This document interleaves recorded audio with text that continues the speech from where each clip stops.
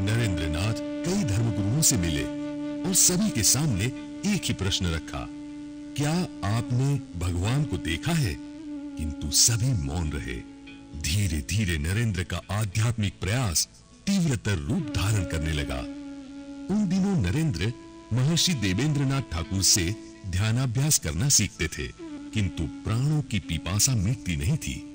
अभाव जनित यह असंतोष जब असह्य हो गया, तब उन्हें याद आई महर्षि जी की। आओ नरेंद्र, तुम भी मेरे साथ ध्यान करो। क्या बात है नरेंद्र, कुछ पूछना चाहते हो? पूछो, घबराओ नहीं। महर्षि जी, क्या आपने भगवान को देखा है? बालक, तुम्हारी आंखें तो ठीक योगियों के जैसी हैं। मानो भगवान ने ही सुरेंद्रनाथ को यह सुझाया कि नरेंद्र को दक्षिणेश्वर ले चले और श्री रामकृष्ण परमहंस के साथ उनकी भेंट करवा दे। नरेंद्र को तुरंत प्रोफेसर हेस्टी की बात याद आ गई। नरेंद्र के मन में ईश्वर को देखने की तमन्ना इतनी दृढ़ हो गई थी कि वे उन्हें देखने के लिए कहीं भी जाने को तैयार थे।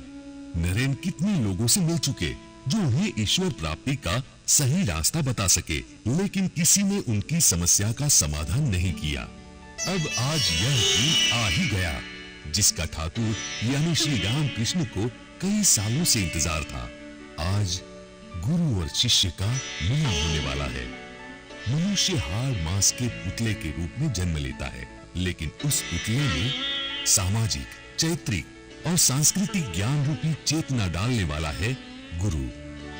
गुरु कोई भी स्वरूप का हो सकता है। गुरु की ना तो कोई जाति होती है, ना ही कोई धर्म। माँ, पिता, सखा, भाई, बहन या कोई प्राणी जिससे हमें सीख मिले, जो हमें सच्ची राह बताए, या वो जो हमें इंस्पायर करे, वो है गुरु। जिसमें कौटिल्य की बुद्धि हो, द्रोणाचार्य की इच्छा शक्ति हो, भीष्म की दृढ़ता हो, शिवजी जैसी वीरता हो, जिसकी निर्णय शक्ति राजा हरिश्चंद्र जैसी हो, जिसका व्यवहार बुद्ध के समान हो और जिसमें कृष्ण रूपी ज्ञान हो, वो सही में गुरु होता है। जो सिखाए वो शिक्षक है, मगर जो जीवन का लक्ष्य बताए वो गुरु है। वो चाणक्य था जिसने चंद्रगुप्त मौर्य को चक्रवर्ती राजा बनाया, और वो श्री रामकृष्ण परमहंस थे जिन्होंने नरेंद्र को स्वामी विवेकानंद बनाया।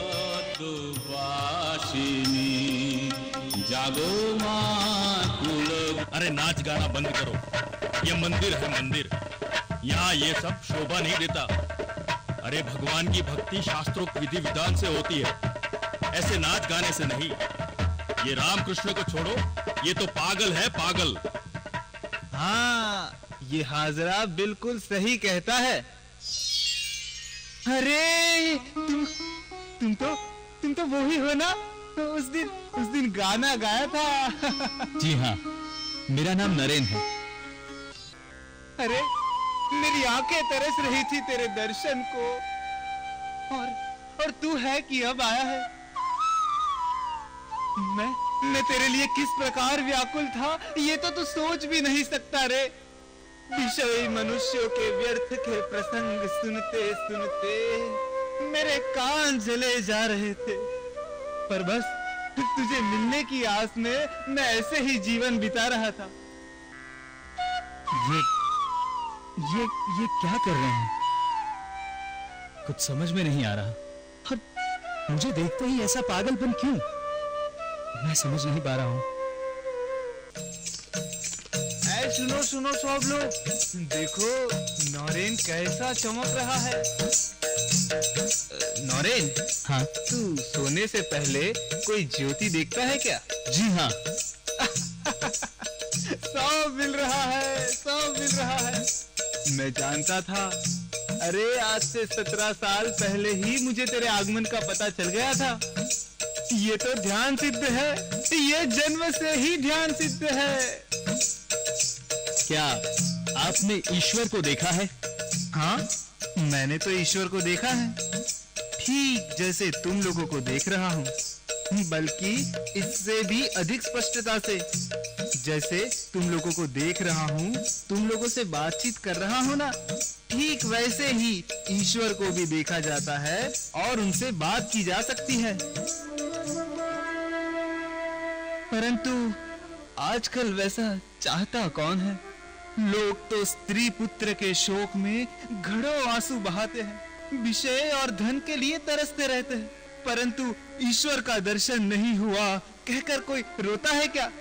मगर उन्हें मैं नहीं पा सका ऐसा कहकर यदि कोई व्याकुल होकर उन्हें पुकारता है ना, तो वे अवश्य ही दर्शन देते हैं। और तुम्हें ईश्वर को ढूंढने कहाँ जाना है? क्या गरीब, दुखी और निर्बल ईश्वर नहीं है? पहले उन्हीं की पूजा क्यों नहीं करते?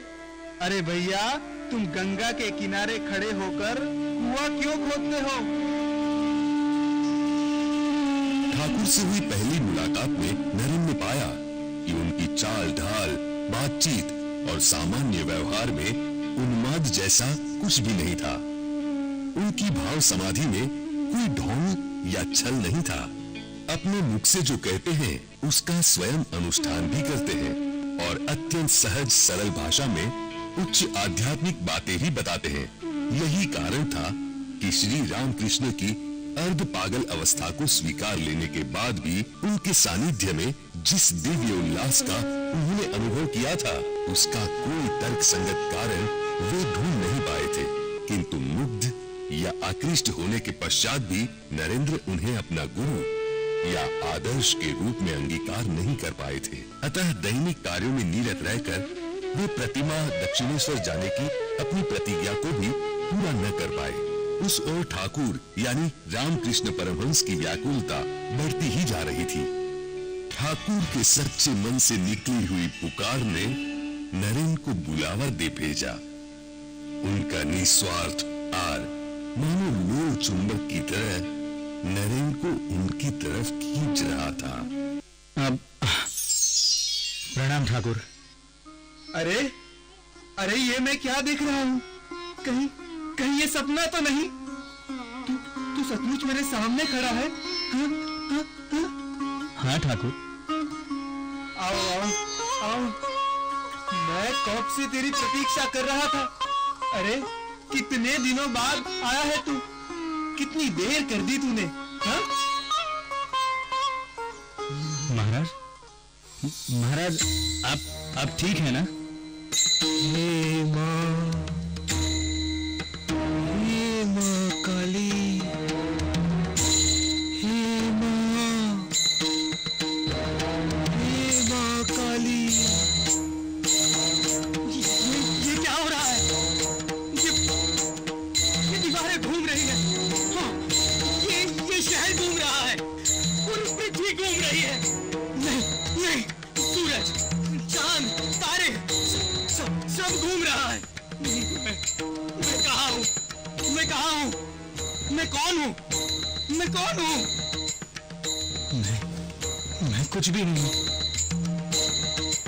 मैं कुछ नहीं। मैं ब्रह्म हूँ। अहम ब्रह्मास्मि। अहम ब्रह्मास्मि। मैं तो नरेन हूँ। मैं अपने आप को खो रहा हूँ। ठाकुर, मेरा नाश हो रहा है। मैं लुप्त हो जाऊंगा। नहीं, मुझे बचा लीजिए ठाकुर, मैं मरना नहीं चाहता। आपने मेरी एक क्या अवस्था कर दी?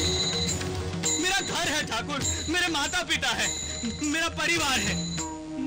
मुझे बाहर निकालो ठाकुर, मुझे बाहर निकालो। ठाकुर, मुझे बाहर निकालो।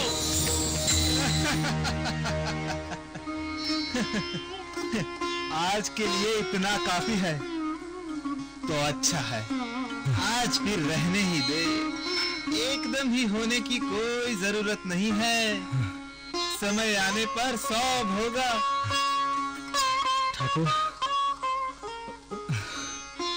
ठाकुर, ये क्या हुआ?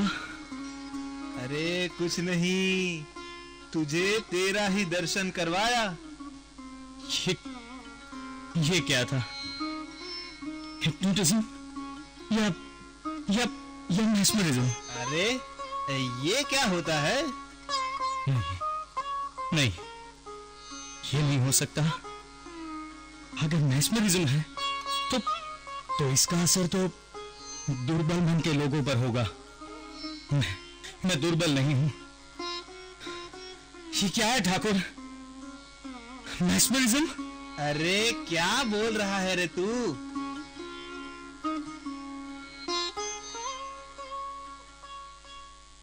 ठाकुर जी, मैं अपने आप को विशेष बुद्धिमान और मानसिक शक्ति संपन्न मानता था, और आपको अर्ध पागल। लेकिन क्षमा कीजिए और बताइए मुझे, बताइए कि ये क्या हुआ? मुझे पता है कि तुझे किसी भी बात का जब तक प्रमाण न मिले ना, तब तक तू नहीं मानता। तेरा मन सत्य की खोज में है, और मैं तुझे सत्य क्या है वही बताना चाहता हूं। जब ये मैं का अहंकार निकलेगा ना, तब सब कुछ समझ में आ जाएगा भैया। ठाकुर, आपने अपनी इच्छा मात्र से मेरे प्रबल इच्छा शक्ति संपन्न चित्त को तोड़ फोड़ कर अपने भाव में मुझे ढाल दिया, मेरा अहंकार मिटा दिया। आप पागल कैसे हो सकते हैं? पागल आप नहीं, पागल तो ये सारी दुनिया है। आप तो महापुरुष हैं, आप पवित्र हैं, आप सचमुच परमहंस हैं।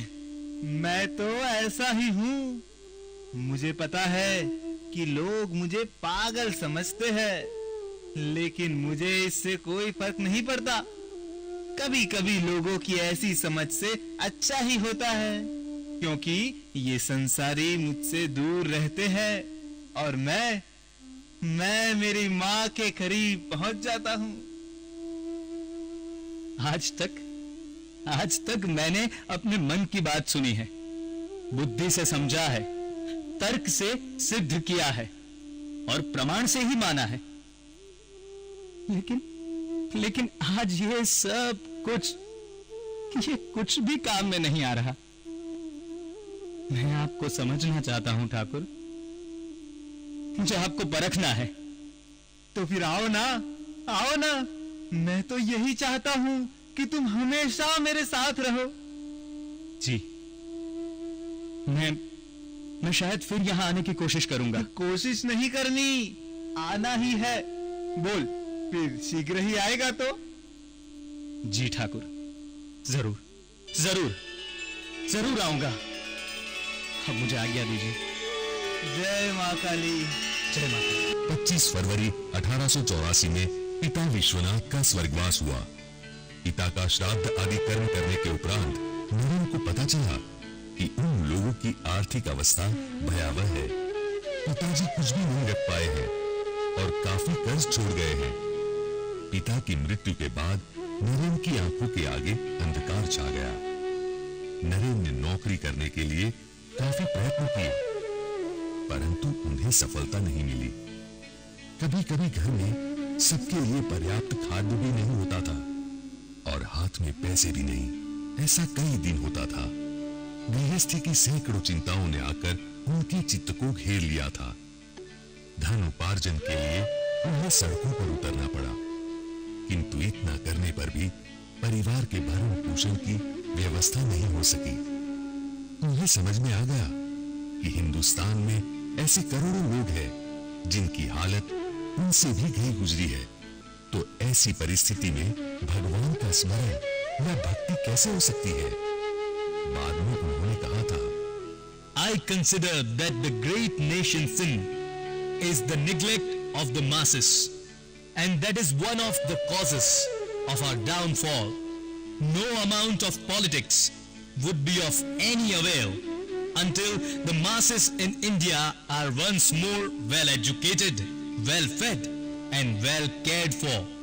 जब कहीं से भी वे काम, नौकरी या किसी प्रकार की सहायता नहीं ढूंढ पाए, तब उन्हें विचार आया ठाकुर का। और वे पहुंच गए ठाकुर के पास, दक्षिणेश्वर। तू इतना उदास और दुर्बल क्यों हो गया है? तू